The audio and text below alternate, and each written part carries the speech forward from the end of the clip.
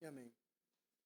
Bem, irmãos, nós vamos começar uma nova série chamada Vivendo com o Inimigo, a graça de Deus em meio a corações rebeldes. Essa série vai ser baseada no livro de Jonas. Então, durante alguns domingos aí, nós vamos estudar todo o livro de Jonas.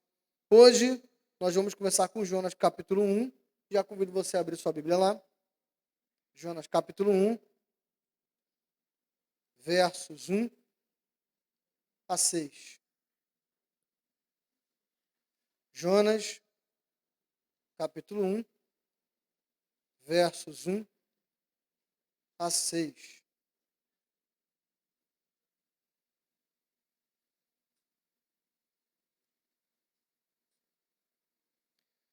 Jonas, capítulo 1, versos 1 a 6. Pode procurar com calma.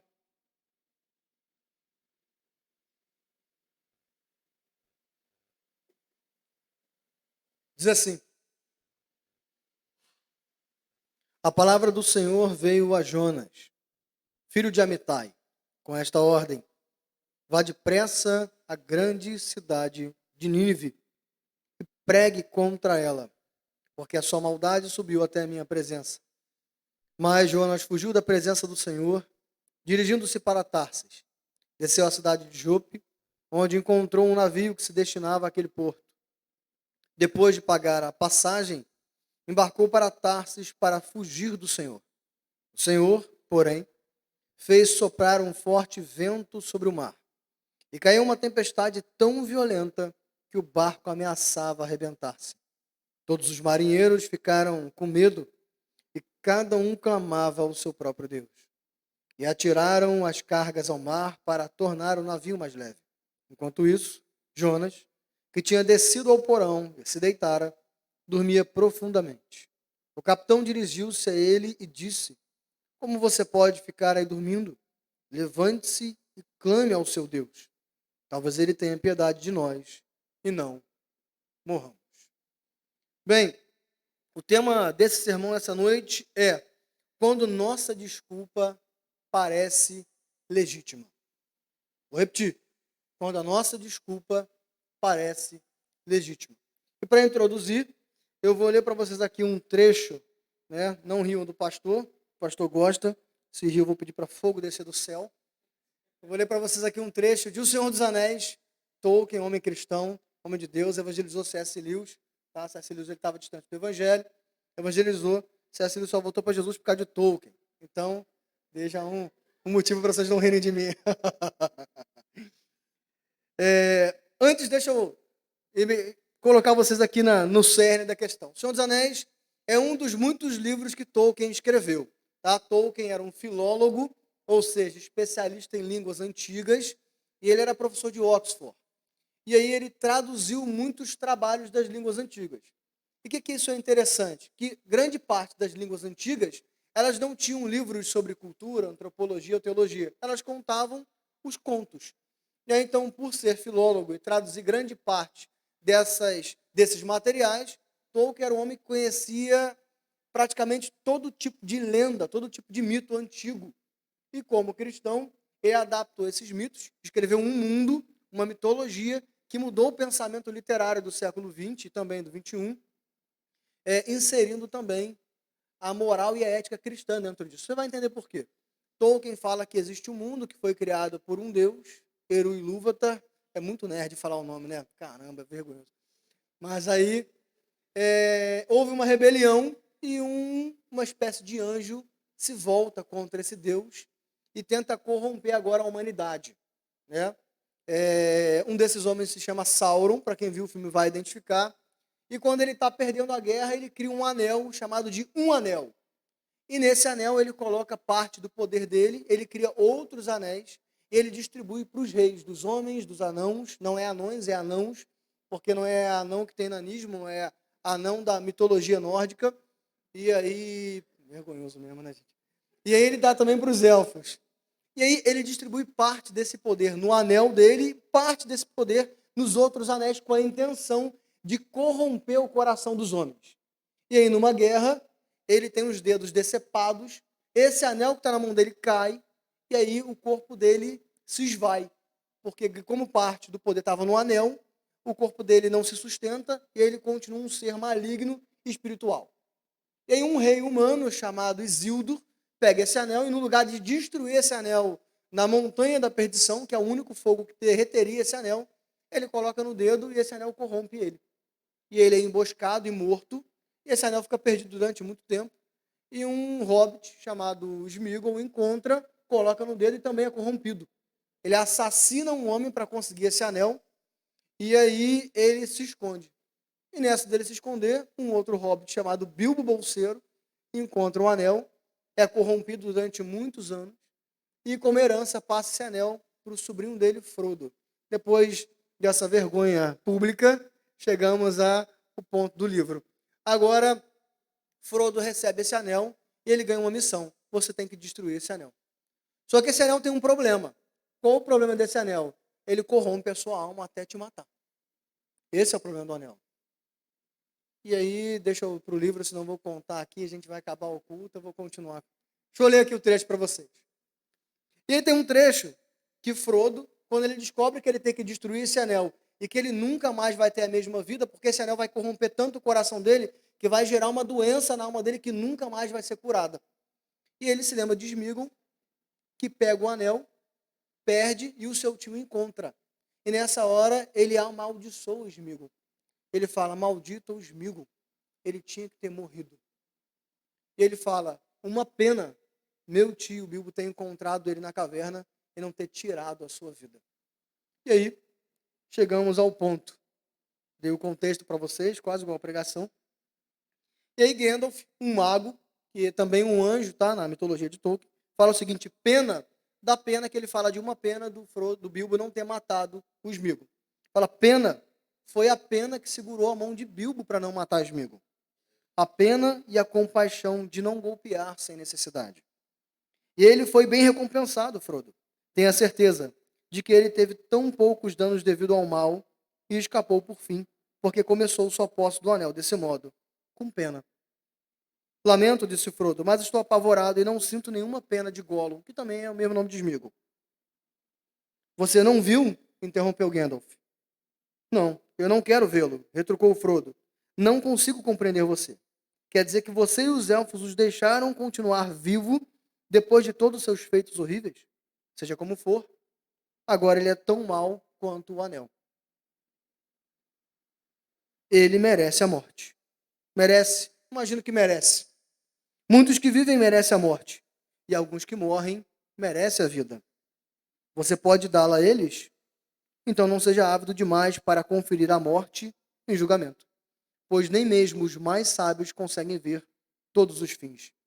Não tenho muita esperança de que Gollum possa ser curado antes de morrer. Mas existe uma chance. Ele está atado ao destino do anel. Meu coração me diz que ele ainda tem algum papel a desempenhar, pelo bem ou pelo mal, antes do fim. E quando este chegar, a pena de Bilbo poderá reger o destino de muitos, não menos o seu. Em qualquer caso, não o matamos. Ele está muito velho e muito desgraçado. Os elfos o mantêm na prisão, mas tratam-no com a bondade que conseguem encontrar em seus corações. Então, Frodo, ele deseja a morte de Sméagol, só pelo fato que Sméagol não ter morrido, deu a ele agora uma missão difícil. Só por isso. Ele quer que aquele ser amaldiçoado morra, porque agora, por causa dele, ele tem uma missão árdua pela frente, e é muito árdua.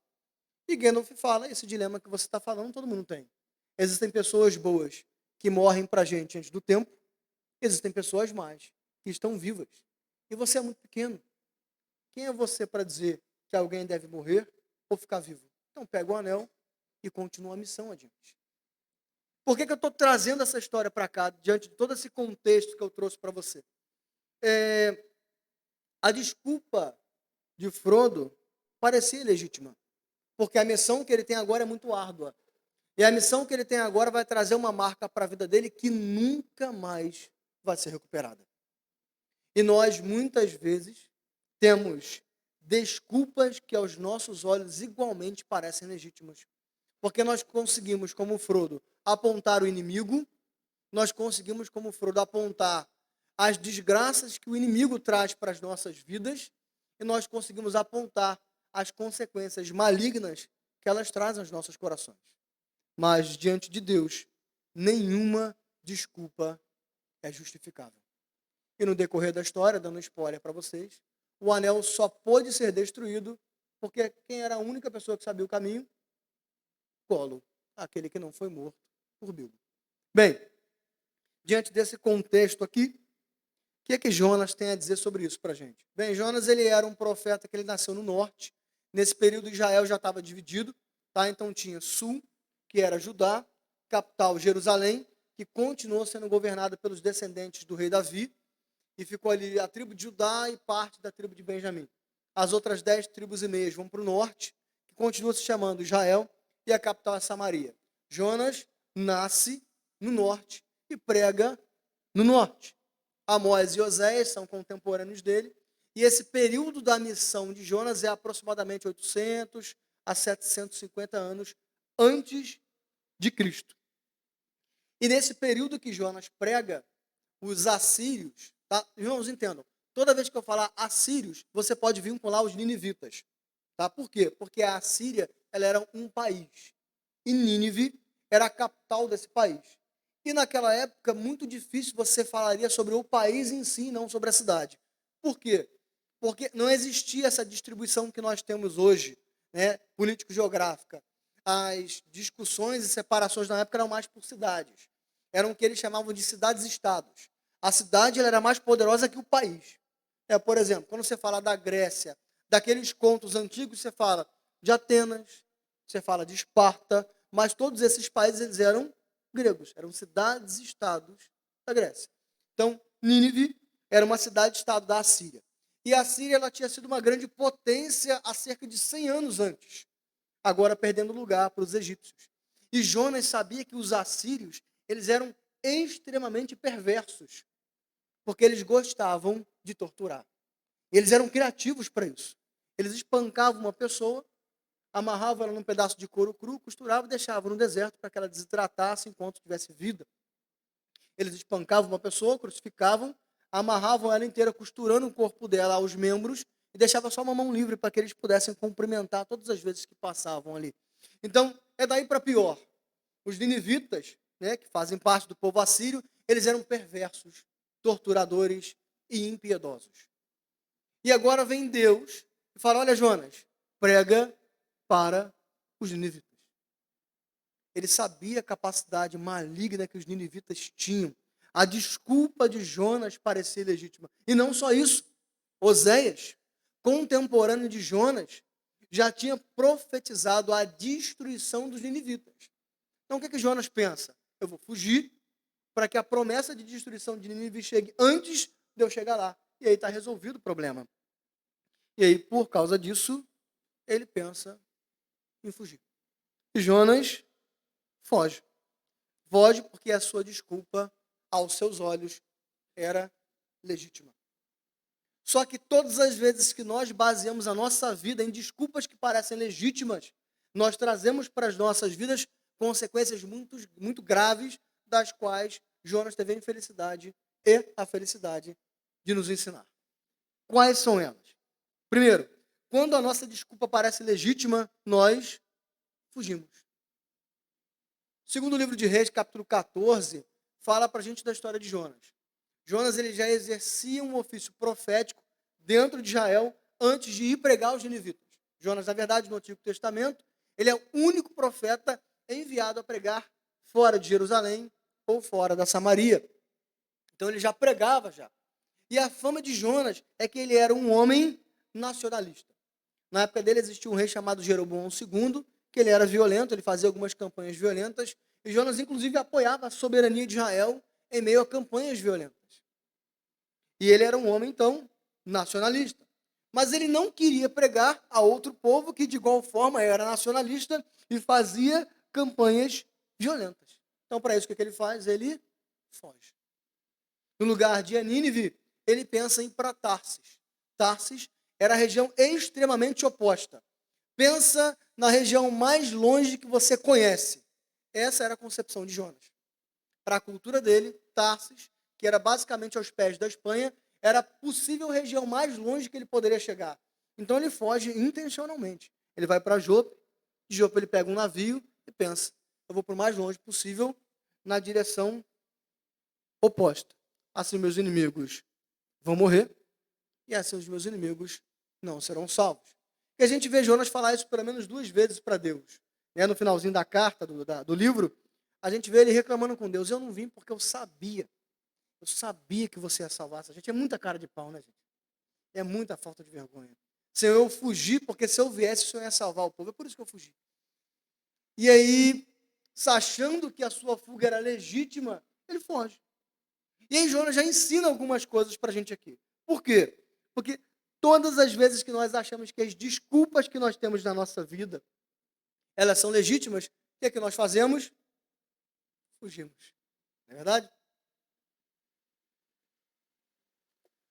Fugimos de servir a Deus, por exemplo. Nós dizemos que nós não lemos a Bíblia porque nós não temos tempo. E realmente o tempo tem sido pouco na sociedade que a gente vive. Dizer que a gente tem tempo sobrando aos montes é mentira. Né? A gente gasta muito tempo no trânsito, a gente gasta muito tempo no trabalho, a gente gasta muito tempo estudando, a gente gasta muito tempo cuidando da saúde, né? Para quem tem as suas comorbidades, como o pastor, apesar de parecer aqui inteirão, jovem, né? Eu tenho as minhas comorbidades, eu preciso fazer minhas atividades físicas. E aí não sobra tanto tempo assim para a gente fazer o que a gente quer. E a gente fala assim, já que eu não tenho tanto tempo assim, eu não leio a Bíblia. Se o senhor quiser que eu leia, o senhor me dá mais o quê? Tempo. O senhor me dá um emprego mais perto de casa. O senhor me dá um emprego que me estresse menos. Do contrário, a culpa de eu não me relacionar com o Senhor é sua. Legítimo. É o que nós achamos. Que gastamos muitas horas, muitos minutos, muito tempo com tantas outras coisas. Não é verdade? Mas nós não queremos gastar para Deus porque a nossa justificativa ela é legítima. Nós, como Jonas, fugimos também de servir ao próximo. Por que nós não servimos ao próximo? Porque ninguém serve a gente. Quantas vezes nós falamos isso, gente? Quantas? Eu vou fazer aquilo na igreja, tanta gente lá, pastor, está de tempo integral, encostado, novo daquele jeito. Vai ele fazer. Eu ajudar o vizinho, na hora dele botar o som alto, ele bota, que é uma beleza. Eu ajudar meu irmão, mas toda vez que eu peço ajuda, ele não me dá. Legítimo. Eu tenho provas para te dar. E nós fugimos. Nós fugimos de servir a Deus, nós fugimos de servir o outro, nós fugimos de enfrentar o problema da vida com a coragem que Deus nos dá. Porque se Deus nos amasse mesmo, Ele não daria problema para a gente resolver. A gente não fala isso? Isso é universal, irmão. Você não é único. É por isso que o tema é a graça de Deus em meio a corações rebeldes. Porque os nossos corações, eles são rebeldes.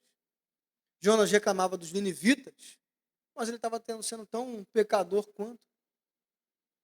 E nós somos tão pecadores como Jonas quando nós fugimos da realidade de que nós precisamos servir a Deus, de que nós precisamos servir aqueles que nos cercam. E eu não digo só aqueles que nos cercam, aquele que nos ama, porque o próprio Jesus fala, mas servir aquele que te ama não significa nada. Até o homem mau faz. A fé vai muito além disso, queridos. A fé vai servir com o nosso tempo, aquele que não oferece tempo a gente. A fé vai servir com as nossas palavras, aquele que não oferece palavras a nós, e muitas vezes ele não só não oferece de ajuda, como às vezes oferece para nos contundir. Como própria realidade de Jonas, ao olhar para os ninivitas, ele sabia, se eu deixar que esse povo viva, eles vão ganhar poder, eles vão me matar. É verdade, irmãos, e é verdade. Porque lá para frente, o Egito cai, a Síria cresce, e qual a primeira coisa que eles fazem? Invadem o norte, destroem. E acaba o norte. E você nunca mais ouve falar do reino do norte. Os judeus que nós conhecemos no Novo Testamento é o reino do sul. O reino do norte foi diluído por causa de quem? Os assírios. O povo ao qual Jonas prega. Mas Deus não perguntou nada disso para Jonas, só falou, vai. Então não importava a legitimidade do que ele achava que era legítimo. O que importava era fazer a vontade de Deus. E todas as vezes que nós fugimos com desculpas que parecem legítimas, nós nos deparamos com uma vida hipócrita. E aí tem um segundo ponto. Quando nossa desculpa parece legítima, nos tornamos hipócritas. Nos tornamos mentirosos. Por que eu estou falando isso? Olha só. Jonas era nacionalista. Então ele defendia que o rei Jeroboão II continuasse atacando os inimigos de forma violenta, porque ele queria que Israel continuasse forte, para não ser invadido pelos egípcios e nem qualquer outra nação. E ele não queria pregar a nenhuma outra nação, para que essa nação não se levantasse e não vencesse os israelitas. E ele foge. E do que ele se vale para fugir? De israelitas? Não, fenícios. Ele entra no barco de fenícios e vai para uma nação que não é dele. Então, para servir pessoas que ele acha que não são dignas porque não servem a Deus, ele se vale de pessoas que, diante da própria concepção dele, não são dignas porque não servem a Deus. Hipocrisia. Por que os ninivitas não podem ouvir do evangelho e da verdade? Porque eles são inimigos de Deus, mas os fenícios que colocaram ele no barco. E a terra de Tarsis que ele vai, que também não pertencia, com muitas aspas, a Deus. Então entendam como que as nossas desculpas que nos levam à fuga nos tornam hipócritas. E Jonas não percebia isso. E isso também acontece com a gente. Acontece com a gente porque às vezes nós deixamos de servir a Deus, não é porque nós queremos um trabalho melhor necessariamente. Nós deixamos de servir a Deus porque nós queremos que Deus nos sirva como nós projetamos. Não sirvo a Deus porque Ele não me dá mais tempo. Mentira. Você não serve a Deus porque Ele não deu o que você quis. Porque na hora de pedir oração para um amigo, você pede. Quando o cerco aperta dentro de casa, você pede ajuda a Deus. Reverendo Augusto Nicodemo diz o seguinte: não há nenhum ateu diante da fuga de um pitbull solto. Quando as coisas pegam, a primeira coisa é: Jesus, me ajuda. Então isso é mentira. A desculpa até parece legítima, mas ela nos torna mentirosos. Mentirosos porque no final das contas, nós queríamos continuar servindo a Deus como nós achamos que nós tínhamos que servir. Da igreja, batendo ponto, ganhando salário no final do mês, a saúde estável, as finanças equilibradas, o vizinho não está implicando com você, o seu chefe não está implicando com você, está tudo correndo bem. Nós dizemos que nós não servimos aos outros e fugimos dessa realidade porque as pessoas não nos servem, mas na verdade nós queremos continuar a ser servidos. Você quer ver uma frase comum na igreja? Eu não gosto daquele pastor porque ele nunca me visitou. E aí tem uns irmãos mais mal criados que digam: mas quantas pessoas você visitou esse ano? Não, mas esse não é o meu trabalho não, esse é o trabalho do pastor. Não é verdade? Na verdade, nós não servimos o outro, não é porque as pessoas nos fazem mal. É porque nós queremos que elas nos sirvam à mesma medida ou mais. Nós vivemos nessa sociedade dessa troca, no mínimo, equilibrada. Se aquele amigo não me dá o que eu espero, logo ele não é o meu amigo. Se o meu trabalho não dá o salário que eu espero, logo aquele trabalho não é bom. Se minha esposa não está sendo a esposa que eu queria, logo ela não é boa. Uma vida de hipocrisia. Porque nós fugimos e inventamos desculpas, mas na verdade nós queríamos que as pessoas nos servissem. Nós queríamos que Deus nos servisse. Nós queríamos que o próximo nos servisse. E continuamos nos valendo de tudo. Eles vão fazer o seguinte: foge de Deus, mas não pede nada para Ele. Foge dos outros, mas não pede nada para ninguém. E eu quero ver quanto tempo você vai sobreviver. E aí entra no terceiro ponto. Porque quando a nossa desculpa parece legítima, nós fugimos da realidade. Nós saímos da realidade.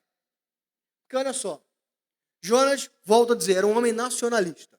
Ele queria que Israel se tornasse uma grande potência, derrotasse todos os inimigos e ali eles estariam bem. Mas para fugir dos ninivitas, ele foge da sua nação, do seu Deus e da sua família. Para não servir a um povo estrangeiro, ele foge inclusive do povo dele que ele tanto preza. Olha como que a fuga de Deus nos traz também a fuga da realidade. E olha só, ele foge, entra no barco, vem uma tempestade, e o que ele faz? Dorme. É como se acontecesse o seguinte: chegasse em casa você hoje, entendesse que ninguém te trata bem, que as pessoas são indignas das suas boas ações, se pegasse um ali na rodoviária, fosse para qualquer outro estado, abandonando as tuas contas, seu emprego, sua família, sua igreja, sua casa, seus bens, e dormisse tranquilo a noite toda. Quando a gente pensa assim, parece uma coisa de louco. Mas é o que acontece. Todas as vezes que nós fugimos da realidade, nós saímos, nós nos desconectamos com a realidade. Nós culpamos Deus, nós culpamos a família, nós culpamos o mundo, e nós caímos num sono de apatia ou desespero. Esse é um grande sinal de que a nossa vida não está indo tão bem assim. Alguns teólogos vão dizer que o sono de Jonas foi um sono de apatia. É aquela apatia de ter fugido da realidade fez com que ele apagasse. Alguns teólogos vão dizer que o sono de Jonas foi um sono de desespero. Sabe quando você tem um problema gravíssimo para resolver, você não quer resolver e você dorme? Vou dormir que, pelo menos quando a bomba estourar, eu vou estar descansado. Ou então, você tem uma grande coisa para resolver, eu vou jogar um joguinho aqui, porque pelo menos até lá meu coração não bate tão forte. Eu resolvo o problema descansado também. É isso que aconteceu com Jonas. E todas as vezes que nós achamos que as nossas desculpas parecem legítimas e fugimos, e nos desconectamos, e nos tornamos hipócritas, nós fugimos da realidade a ponto de um sono de apatia ou desespero se abater sobre nós. E a nossa vida continua seguindo num barco, no meio de uma tempestade, prestes a afundar, e nós simplesmente dormimos. Porque talvez, num passo de mágica, se resolva. E a gente sabe, da pior forma possível, que não se resolve.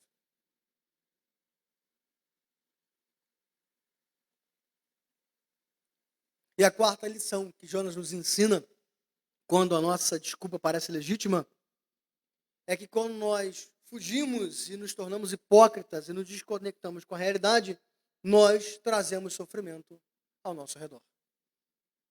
Jonas entra no barco daqueles fenícios, ele vai embora, e não muito distante vem uma tempestade. Por que não muito distante? Porque aqueles homens, eles tiram os remos para tentar voltar. Então, alguns especialistas dizem que eles faziam isso quando eles estavam perto da praia. Muito longe não significava muita coisa. Eles ficariam à deriva. E aí vem uma tempestade. Deus envia uma tempestade. Fez soprar um forte vento. Lá no original, é um termo como se Deus estivesse pegando uma lança e jogado naquele povo. Não era um tempo fechando, uma chuvinha vindo e parecendo grosseira. Era Deus pegando uma tempestade e lançando como uma pedrada sobre aquele barco. A ponto de navegadores que eram extremamente experientes temerem pelas suas vidas, jogarem a carga fora e cada um orar pelo seu Deus. Era uma tempestade tão atípica que só existia uma justificativa para aqueles marinheiros. Isso é divino. Vamos orar. Eles sabiam que não era uma tempestade comum. Não é à toa que eles jogam as coisas fora.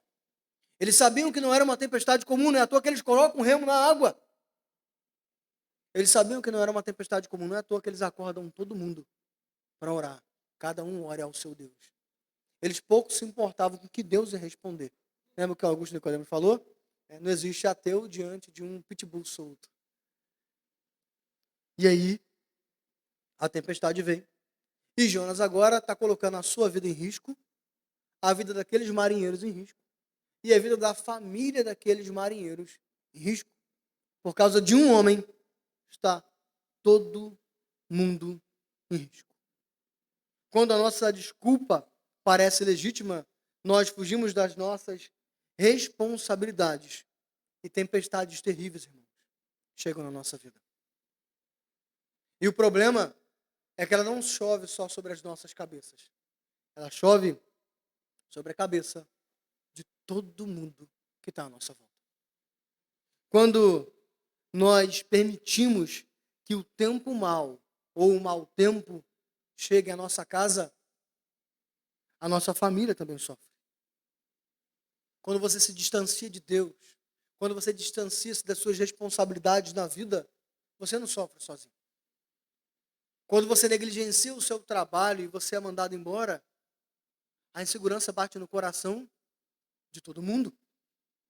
Quando você tem um problema, uma doença física ou psicológica, e você não trata, a aflição paira no coração de todo mundo.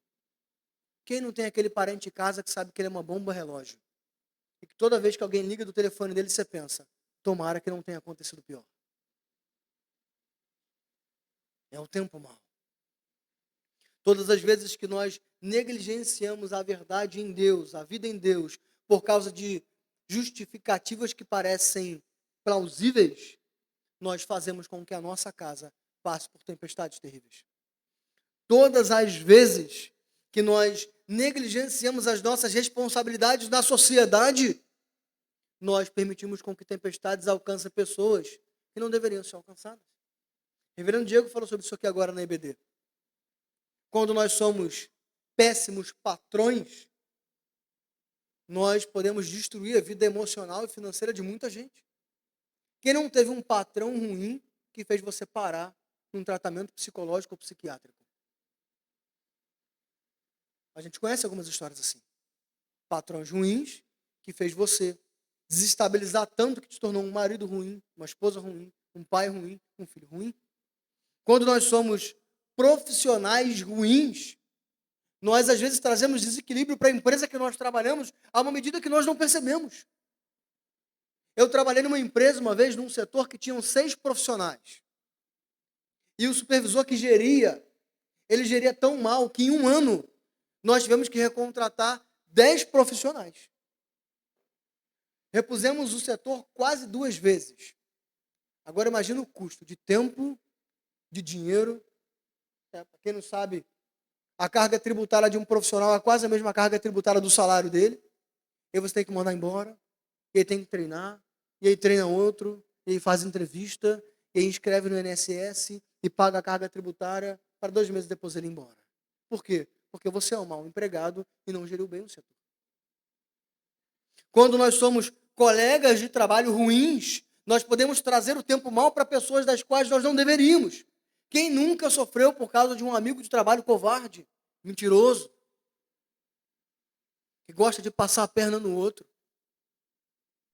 Quando nós negligenciamos a verdade por causa de desculpas que parecem justificáveis, nós trazemos o tempo mal para a nossa comunidade de fé. Quando nós achamos que nós podemos falar de alguém porque nós temos o direito de falar de alguém porque falaram da gente, nós trazemos o tempo mal para a nossa igreja. Quando nós negligenciamos a nossa vocação porque nós achamos que tem outro para fazer, nós trazemos o tempo mal para a nossa igreja. Deus levou Jonas aos ninivitas querendo ele ou não. No entanto, nesse meio tempo, os fenícios tiveram que passar por uma tempestade. Por um período de medo, de terror, perderam dinheiro, perderam tempo, por causa de uma pessoa que achava que as suas desculpas eram legítimas.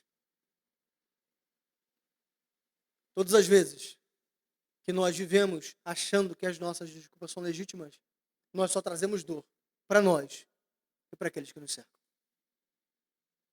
Mas isso não é motivo de desespero. Não é motivo de desespero porque um marinheiro que a gente não conhece o nome, nem um Deus que ele cria, ele traz uma sentença para Jonas que serve para a gente. Levante-se, clame ao seu Deus. Talvez ainda há esperança. E Jonas se levanta, ele clama ao seu Deus, é jogado no mar, e a esperança chega, pelo menos para os ninivitas, ou para os fenícios também. Também para Jonas, a gente sabe disso. Então eu não sei como é que você chegou aqui hoje. Eu não sei se você tem passado por um temporal na sua vida, porque você trouxe esse temporal na sua vida. Eu não sei se você tem passado por um temporal na sua vida, porque alguém que está do seu lado tem trazido esse temporal para a sua vida. Mas eu tenho uma coisa para te dizer. Clame a Deus, porque ainda há esperança. Jonas, pegou um navio estrangeiro para fugir de Deus. E quem estava no navio e no mar? Deus. Quem estava na tempestade? Deus. Quem usou o marinheiro para falar com Jonas? Deus. Quem usou o peixe para engolir Jonas? Deus. Quem usou os ninivitas para quebrantar o coração de Jonas? Deus. Então não importa o tempo mau. O que importa é que sempre há em Cristo esperança. Clame a Ele, porque Ele é o Deus, como diz o próprio Jonas, do mar e da terra e de toda e qualquer tempestade e, acima de tudo, do nosso coração. Vamos orar? Senhor Jesus, nessa noite, diante da sua presença, nós clamamos ao Senhor. Clamamos ao Senhor porque nós vivemos numa sociedade tão estressante que parece que é luta e fuga. E para sobrevivermos, muitas vezes, nós nos valemos de desculpas que parecem legítimas. Mas apesar de parecerem legítimas, elas nos trazem dor. Por isso, esclarece os nossos corações nessa noite. Se como Jonas, nós temos criado justificativas injustificáveis, que o Senhor nos mostre. Que o Senhor nos mostre que o Senhor é o Deus do nosso coração. O Deus sobre o problema que nós estamos vivendo. O Deus da embarcação onde nós estamos. O Deus da tempestade que bate forte lá fora. Se por acaso nós estejamos sofrendo por causa do tempo mau que pessoas que nós amamos trouxeram, nós te imploramos que sejamos como a boca daquele marinheiro, clame a Deus, porque ainda há esperança. Mas acima de todas as coisas, que nós possamos ouvir a voz desse homem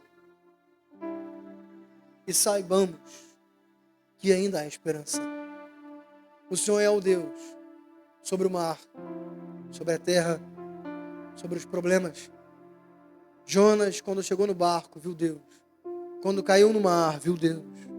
Quando entrou na boca do peixe, viu Deus. Quando chegou no território inimigo, viu Deus. E como Jonas, possamos entender a rebeldia dos nossos corações. Possamos entender a rebeldia do coração daqueles que estão à nossa volta. Mas que possamos entender que acima de tudo isso, existe um Deus que tem poder sobre a rebeldia de qualquer coração. E que trabalha apesar da rebeldia de qualquer coração. E que trabalha apesar da força de qualquer temporal. Acalma os nossos corações, Deus. Que possamos assumir as nossas responsabilidades. Mas que, acima de tudo, possamos ver que o Senhor é definitivamente a nossa esperança. Leve-nos para as nossas casas em paz. Lava o nosso coração. Lava a nossa alma. Que a embarcação que nos levar ao lar no meio da tempestade não seja uma embarcação que afunde, mas que atravesse a tempestade, porque o Deus do céu e dos mares, da terra, é aquele que dirige a embarcação da nossa vida, dirige a embarcação dos nossos corações. Que em Ti possamos descansar. E agora, irmãos, que a graça do Senhor Jesus, que o amor de Deus nosso Pai, que as doces e consoladoras e confrontadoras e consertadoras promessas do Espírito Santo estejam nos renovando de esperança até o dia que estaremos com o Senhor face a face para todo sempre. Amém, amém, amém.